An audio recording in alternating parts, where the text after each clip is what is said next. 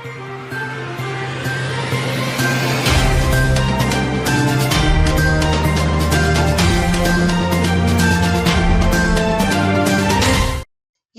முக்கிய நிகழ்வுகள்.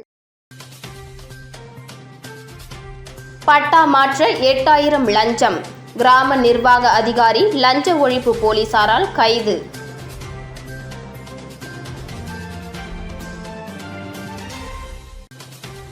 புதிய கல்விக் கொள்கையில் பிரெஞ்சு மொழி தொடர அரசு நடவடிக்கை எடுக்கும். முதலமைச்சர் ரங்கசாமி பேட்டி.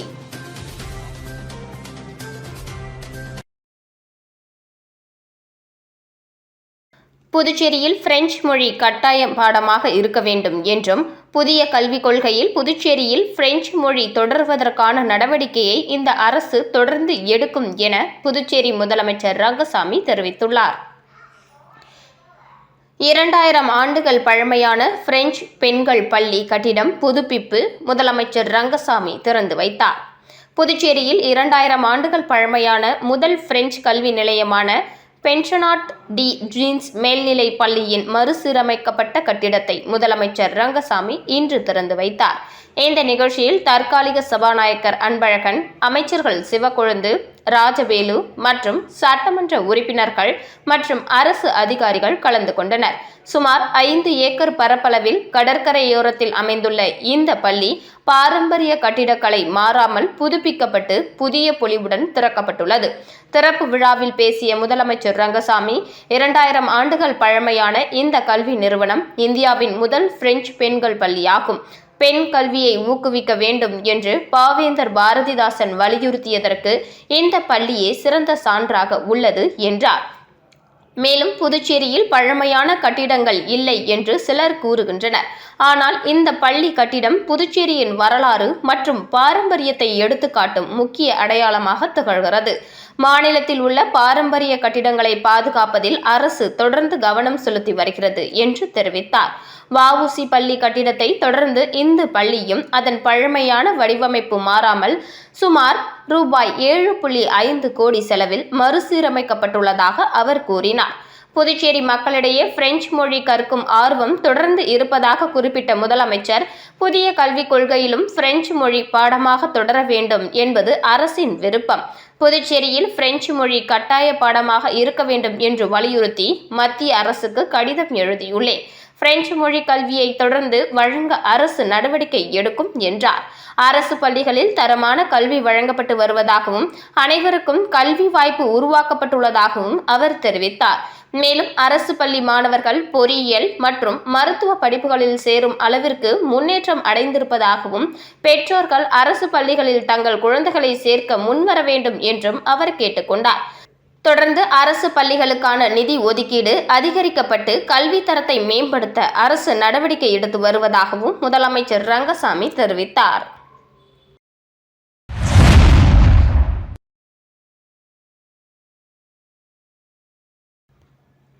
புதுச்சேரியில் செல்போன் கடை, தமிழகத்தில் மெடிக்கல் ஷாப் என அடுத்தடுத்து 2 இடங்களில் கைவரிசையை காட்டிய பிரபல திருடனின் கூட்டாளிகளை ஆந்திராவில் கைது செய்த புதுச்சேரி போலீசார் அவர்களிடமிருந்து ரூபாய் 1 லட்சம் மதிப்பிலான லேப்டாப், செல்போன் உள்ளிட்ட பொருட்களை பறிமுதல் செய்து சிறையில் அடைத்தனர். மேலும் திருட்டுக்கு மூளையாக செயல்பட்ட பிரபல திருடன் ஆந்திரா போலீசாரால் கைது செய்யப்பட்டதால் அவரை நீதிமன்ற அனுமதி பெற்று விசாரிக்க புதுச்சேரி போலீசார் முடிவு செய்துள்ளனர். புதுச்சேரி முத்தியால்பேட்டை லூர்து நகரை சேர்ந்தவர் ஹசான் அலி மணிக்கூண்டு அருகே மொபைல் சர்வீஸ் சென்டர் நடத்தி வருகிறார். இந்த நிலையில் கடந்த 12ஆம் தேதி இரவு இவரது கடையின் பூட்டை உடைத்து சர்வீஸிற்கு வந்திருந்த ரூபாய் 1 லட்சம் மதிப்பிலான 2 லேப்டாப்கள் மற்றும் ஐபோன், மொபைல் மற்றும் ஏர்பட்ஸ் உள்ளிட்ட பொருட்களை மர்ம நபர்கள் திருடி சென்றனர். இதுகுறித்து கடையின் உரிமையாளர் ஹசான் அலி கொடுத்த புகாரின் பேரில் முத்தியால்பேட்டை போலீசார் வழக்கு பதிவு செய்து அப்பகுதியில் பொருத்தப்பட்டிருந்த சிசிடிவி காட்சிகளை ஆய்வு செய்தனர். மேலும் திருட்டு நடைபெற்ற போது கடைக்கு வந்தவர்களின் மொபைல் எண் மற்றும் லொகேஷனை கொண்டு விசாரணை நடத்தியதில் திருட்டில் ஈடுபட்டவர்கள் ஆந்திராவில் இருப்பது தெரிய வந்ததை அடுத்து தனிப்படை போலீசார் ஆந்திரா சென்று மொபைல் சர்வீஸ் சென்டரில் திருடிய ஆந்திர மாநிலம் ஓங்கல் பகுதியைச் சேர்ந்த ஜோகி சதீஷ் மற்றும் 16 வயது சிறுவன் ஆகியோரை கைது செய்து புதுச்சேரி அழைத்து வந்து விசாரணை மேற்கொண்டதில் ஆந்திராவை சேர்ந்த பிரபல திருடன் நகுரான் மற்றும் ஜோகி சதீஷ் உள்ளிட்ட 5 பேர் கடந்த 10ஆம் தேதி புதுச்சேரிக்கு சுற்றுலா வந்து ஆரோவில் பகுதியில் அறை எடுத்து தங்கியுள்ளனர். இந்த நிலையில் கடந்த 12ஆம் தேதி நகுரான், ஜோகி சதீஷ் மற்றும் ஒரு சிறுவன் என 3 பேர் முத்தியால்பேட்டையில் உள்ள மொபைல் சர்வீஸ் சென்டரில் இருந்து 2 லேப்டாப், ஐபோன் மொபைல், ஏர்பாட் உள்ளிட்டவைகளை திருடியதும் தமிழக பகுதியான கோட்டக்குப்பம் பகுதியில் உள்ள மெடிக்கல் ஷாப்பில் மொபைல் மற்றும் பணத்தை திருடிக் கொண்டு ரயில் மூலம் ஆந்திராவிற்கு தப்பி சென்றது தெரிய வந்தது. மேலும் ஆந்திரா உள்ளிட்ட பல்வேறு மாநிலங்களில் தேடப்படும் பிரபல திருடன் நாகுரான் இந்த திருட்டு சம்பவத்திற்கு மூளையாக செயல்பட்டதும் திருடிய பொருட்களை விற்று அதில் வந்த பணத்தில் நண்பர்களுடன் இன்ப சுற்றுலா செல்வது, மது அருந்துவது உள்ளிட்ட சொகுசு வாழ்க்கை வாழ்ந்து வந்ததாகவும் தெரிவித்ததை அடுத்து கைது செய்யப்பட்ட ஜோகி சதீஷ் மற்றும் சிறுவனிடம் இருந்து 1 லட்சம் மதிப்பிலான லேப்டாப், ஐபோன், செல்போன், ஏர்பாட்ஸ் உள்ளிட்டவைகளை போலீசார் பறிமுதல் செய்து இருவரையும் நீதிமன்றத்தில் ஆஜர்படுத்தி ஜோகி சதீஷை காலாப்பட்டு மத்திய சிறையிலும் சிறுவனை சிறுவர் சீர்திருத்த பள்ளியிலும் அடைத்தனர். மேலும் இந்த வழக்கில் முக்கிய குற்றவாளியான நகுரான் ஏற்கனவே திருட்டு வழக்கில் ஆந்திரா போலீசாரால் கைது செய்யப்பட்டு சிறையில் அடைக்கப்பட்டுள்ளார். அவரை நீதிமன்ற அனுமதி பெற்று புதுச்சேரி அழைத்து வந்து விசாரணை நடத்த முத்தியால்பேட்டை போலீசார் முடிவு செய்துள்ளனர்.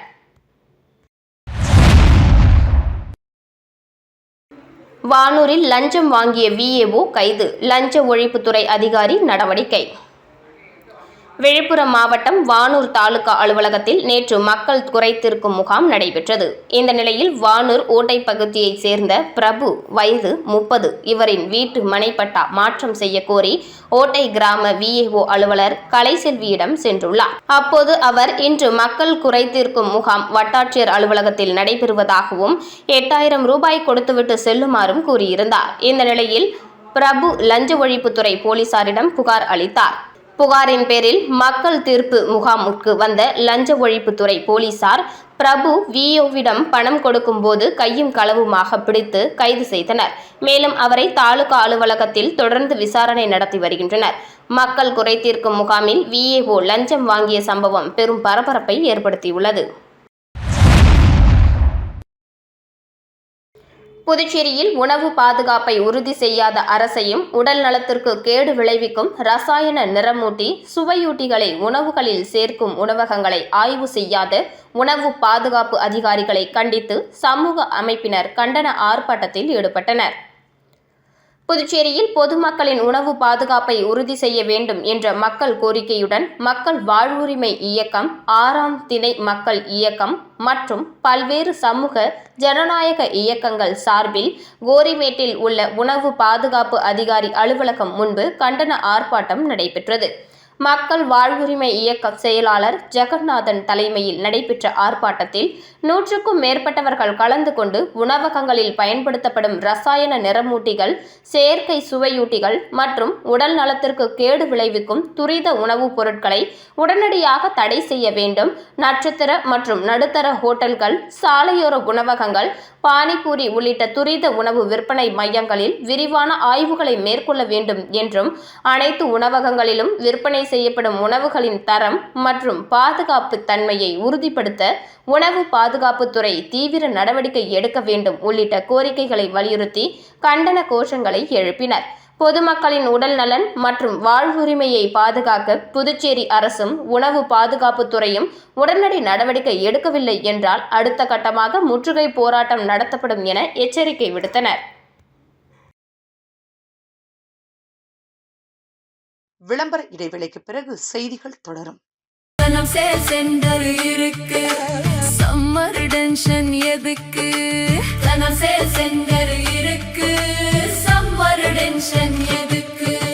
தனம்ல ஏசி வாங்கி சம்மரை சில் பண்ணுங்க. தனம் சேல் சென்டர், காமராஜ் சாலை, பாண்டிச்சேரி. செய்திகள் தொடர்கின்றன. லட்சிய ஜனநாயக கட்சியின் தலைவரும் காமராஜ் நகர் தொகுதி எம்எல்ஏவுமான ஜோஸ் சார்லஸ் மார்டின் அறிவுறுத்தலின்படி ஜீவா நகர் மற்றும் அதனை சுற்றியுள்ள பகுதிகளுக்கு லட்சிய ஜனநாயக கட்சி சார்பில் இலவச கண் பரிசோதனை முகாம் நடத்தப்பட்டது. புதுச்சேரி சுகாதாரத்துறையுடன் இணைந்து நடத்தப்பட்டது. இந்த முகாமில் லட்சிய ஜனநாயக கட்சியின் பொதுச் செயலாளர் டாக்டர் துரைசாமி, வழக்கறிஞர் பிரபாகரன், முன்னாள் கவுன்சிலர் சேகர், காமராஜ் நகர் தொகுதி தலைவர் கோகுல கண்ணன், வார்டு தலைவர் சரவணன், பூத் தலைவர் செல்வம் மற்றும் லட்சிய ஜனநாயக கட்சியின் நிர்வாகிகள் கலந்து கொண்டனர். இந்த நிகழ்ச்சியில் 500க்கும் மேற்பட்ட பொதுமக்கள், முதியோர், பெண்கள், குழந்தைகள் கண் சிகிச்சை செய்து கொண்டு பயன்பெற்றனர். இந்த முகாமை பற்றி பொதுமக்கள் கூறும்போது, லட்சிய ஜனநாயக கட்சியின் தலைவரும் காமராஜ் நகர் தொகுதி எம்எல்ஏவுமான ஜோஸ் சார்லஸ் மார்டின் மக்களின் நலனை எப்பொழுதும் கருத்தில் கொண்டு எங்களுக்கு நல்லது செய்து கொண்டு வருகிறார். இந்த முகாமினால் தாங்கள் பெரிதும் பயனடைந்து உள்ளதாகவும், முதியவர்கள் வெளியே செல்ல முடியாத காரணத்தினாலும் வீட்டின் அருகில் இந்த முகாம் நடத்தப்பட்டது அவர்களுக்கு மிகவும் பயனுள்ளதாக இருப்பதாக கூறினார். மேலும் அவர்கள் லட்சிய ஜனநாயக கட்சியின் தலைவரும் காமராஜ் நகர் தொகுதி எம்எல்ஏவுமான ஜோஸ் சார்லஸ் மார்டினுக்கு நன்றியினை தெரிவித்துக் கொண்டனர். இந்த இலவச கண் பரிசோதனை முகாமில் கண் கண்ணாடி தேவைப்படுபவர்களுக்கு லட்சிய ஜனநாயக கட்சியின் தலைவரும் காமராஜ் நகர் தொகுதியின் எம்எல்ஏவுமான ஜோஸ் சார்லஸ் மார்டினின் ஏற்பாட்டில் கண் கண்ணாடி வழங்குதல் மற்றும் கண் அறுவை சிகிச்சை வேண்டுபவர்களுக்கு இலவசமாக கண் அறுவை சிகிச்சையும் லட்சிய ஜனநாயக கட்சியின் சார்பில் செய்து தரப்படுகிறது. நான் காமராஜ் நகர் தொகுதியிலேருந்து பேசுகிறேன். இந்த கண் முகாம் நடத்துறதுல ரொம்ப நன்றி. இலவசமாக பண்ணுறதுனால, வீட்டு பக்கத்துலேயே பண்ணுறதுனால அவங்கவுங்க வயசானவங்க, முடியாதவங்க எல்லாம் இந்த கண் செக் பண்ணிட்டு போகிறாங்க. சார்லஸ் மார்டின் சார் இந்த இலவசமாக கண் பரிசோதனை செஞ்சதுக்கு ரொம்ப நன்றி. கண்ணாடியும் ஃப்ரீயாக கொடுக்குறாரு. செக் பண்ணிவிட்டு ஃபோன் பண்ணி அவங்கள வீட்டுக்கு தேடி கொடுத்துட்டு போகிறாரு. ரொம்ப நன்றி. காரைக்கால் அருகே அமைக்கப்பட்டு வரும் தேசிய நெடுஞ்சாலையில் தங்களது கிராமத்திற்கு சுரங்கப்பாதை அமைத்து தர வலியுறுத்தி கிராம மக்கள் தேசிய நெடுஞ்சாலை அமைக்கும் பணியை தடுத்து நிறுத்தி போராட்டத்தில் ஈடுபட்டதால் பரபரப்பு ஏற்பட்டது. புதுச்சேரி மாநிலம் காரைக்கால் மாவட்டத்தில் உள்ள பல்வேறு பகுதிகளில் விழுப்புரம் நாகப்பட்டினம் இடையே தேசிய நெடுஞ்சாலை அமைக்கும் பணி கடந்த 5 ஆண்டுகளாக நடைபெற்று வருகிறது. இந்த நிலையில் காரைக்கால் அடுத்த பச்சூர் கீழப்புத்தமங்கலம் கிராமத்தின் நடுவே தேசிய நெடுஞ்சாலை அமைக்கும் பணி நடைபெற்று வரும் நிலையில் அந்த கிராமத்திலிருந்து நகரப்பகுதிக்கு செல்வதற்கு சுரங்கப்பாதை அமைத்து தர மாவட்ட நிர்வாகத்திற்கு கோரிக்கை வைத்தனர். ஆனால் தேசிய நெடுஞ்சாலையில் தங்களது கிராமத்திலிருந்து நகரப்பகுதிக்கு செல்ல சுரங்கப்பாதை அமைக்காததால் ஆத்திரமடைந்த பொதுமக்கள் இன்று திடீரென்று தேசிய நெடுஞ்சாலை அமைக்கும் பணிகளை தடுத்து நிறுத்தி மாவட்ட நிர்வாகம் மற்றும் தேசிய நெடுஞ்சாலைத்துறைக்கு எதிரான கண்டன கோஷங்களை எழுப்பி ஆர்ப்பாட்டத்தில் ஈடுபட்டனர். அப்பொழுது உடனடியாக தங்களது கிராமத்தில் இருந்து நகரப்பகுதிக்கு செல்ல சுரங்கப்பாதை அமைத்து தர நடவடிக்கை எடுக்கப்படவில்லை என்றால் தங்களது போராட்டம் தீவிரமடையும் என்று கிராம மக்கள் எச்சரிக்கை விடுத்துள்ளனர். எங்க ஊரில் இருக்கின்றோம், ஒன்று சேர்ந்து இருக்கின்றோம். இல்லை என்றால் நாங்கள் செல்லுவோம். நிர்வாகமே நிர்வாகமே நிர்வாகமே நிர்வாகமே நிர்வாகமே மக்களுக்கு வழி கேட்டுதான் மாற்று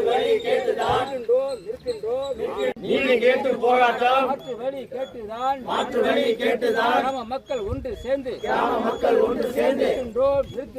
நிற்கின்றோம். மாற்று வழி கிடைக்கும் வரையில் வேலை கதிர்காமம் அரசு பெண்கள் மேல்நிலைப் பள்ளியில் அழகானந்தம் எம்எல்ஏ திடீர் ஆய்வு மேற்கொண்டார். கதிர்காமம் அரசு பள்ளியில் உட்கட்டமைப்பு வசதியை மேம்படுத்துவது குறித்து அழகானந்தம் எம்எல்ஏ ஆய்வு மேற்கொண்டார். ஆய்வின் போது பள்ளி முதல்வர் மோகன் பிரசாத், பொதுப்பணித்துறை கட்டிடங்கள் பிரிவு உதவி பொறியாளர் வேல்முருகன், இளநிலை பொறியாளர் தமிழ்செல்வன் மற்றும் அப்பகுதியை சேர்ந்த முக்கிய பிரமுகர்கள் கலந்து கொண்டனர். அப்போது பள்ளியில் நடந்து வரும் உள்கட்டமைப்பு பணிகள் குறித்து ஆலோசனை நடத்தப்பட்டது. பள்ளியில் நடந்து வரும் கட்டுமான பணிகள் நடைபெறும் இடங்களுக்கு எம்எல்ஏ சென்று பார்வையிட்டார். பள்ளியில் உள்ள குறைபாடுகள் குறித்து மாணவிகளுடன் கேட்டறிந்தார். மாணவிகள் தரப்பில் கூறுகையில், மாணவியர் பயன்படுத்தும் கழிவறைகளில் கதவுகள் இல்லை, நாப்கின் போடுவதற்கு குப்பை தொட்டிகள் இல்லை, உடற்கல்வி பாட வேளையில் தங்களை விளையாடுவதற்கு ஆசிரியர்கள் அனுமதிப்பதில்லை என்றனர். இதனை கேட்ட அழகானந்தம் எம்எல்ஏ அதிகாரிகளுடன் சென்று கழிவறைகளை பார்வையிட்டு அனைத்து அடிப்படை வசதிகளை ஏற்படுத்தி கொடுக்க பொதுப்பணித்துறை அதிகாரிகளுக்கு உத்தரவிட்டார். சமூக சேவகர் காந்தியின் பிறந்தநாள் விழா நேரில் வாழ்த்து தெரிவித்த எம்எல்ஏ ரவிக்குமார். புதுச்சேரி மாநிலம் வில்லியனூர் சட்டமன்ற தொகுதிக்குட்பட்ட கொம்பாக்கம் பகுதியைச் சேர்ந்த விளையாட்டு ஆர்வலர், புதுச்சேரி மாநில கைப்பந்து சங்கத்தின் துணை செயலாளர், பிரதர்ஸ் விளையாட்டுக் கழகத்தின் செயலாளர் மற்றும் சமூக சேவகராக விளங்கி வரும் சமூக வலைதளங்களில் ஃபயர் காந்தி என்று அனைவராலும் அழைக்கப்படும் காந்தியின் பிறந்தநாளை முன்னிட்டு வில்லியனூர் தொகுதி சட்டமன்ற உறுப்பினர் மக்கள் நாயகன் ரவிக்குமார் நேரில் சென்று வாழ்த்து தெரிவித்தார். அப்போது எம்எல்ஏ ரவிக்குமார் காந்திக்கு சால்வை அணிவித்து பூங்கொத்து வழங்கி பிறந்தநாள் வாழ்த்துக்களை தெரிவித்தார். மேலும் சமூக நலப்பணிகளிலும் விளையாட்டு வளர்ச்சியிலும் தொடர்ந்து ஈடுபட்டு வரும் அவரது சேவையை பாராட்டினார். இந்த நிகழ்ச்சியில் அவரது ஆதரவாளர்கள், நிர்வாகிகள், ஊர் பொதுமக்கள் மற்றும் இளைஞர்கள் ஏராளமானோர் கலந்து கொண்டு காந்திக்கு பிறந்தநாள் வாழ்த்துக்களை தெரிவித்தனர்.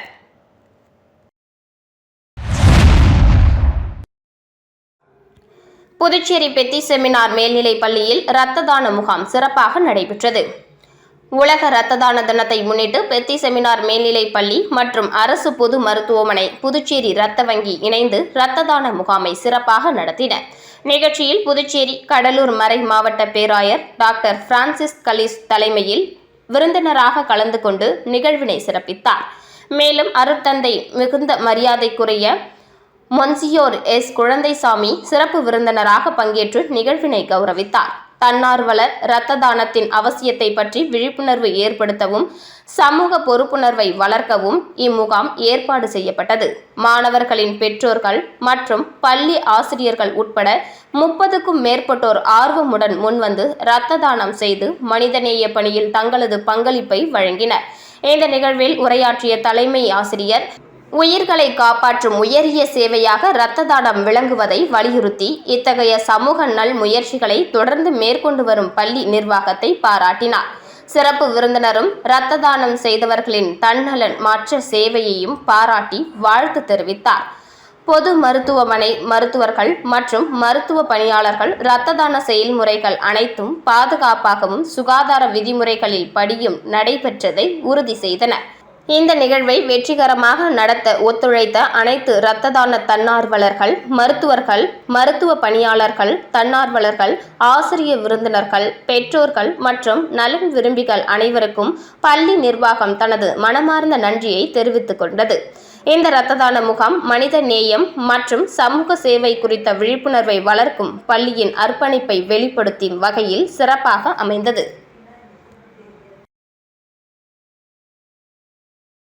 மீண்டும் இன்றைய முக்கிய நிகழ்வுகள். பட்டா மாற்ற 8000 லஞ்சம், கிராம நிர்வாக அதிகாரி லஞ்ச ஒழிப்பு போலீசாரால் கைது.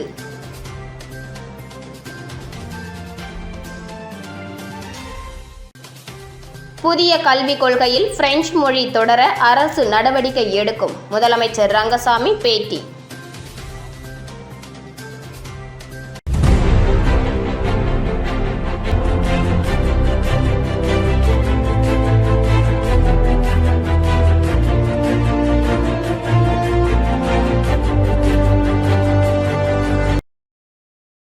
செய்திகளை உடனுக்குடன் தெரிந்து கொள்ள மெட்ரோ யூடியூப் சேனலை சப்ஸ்கிரைப் செய்யவும்.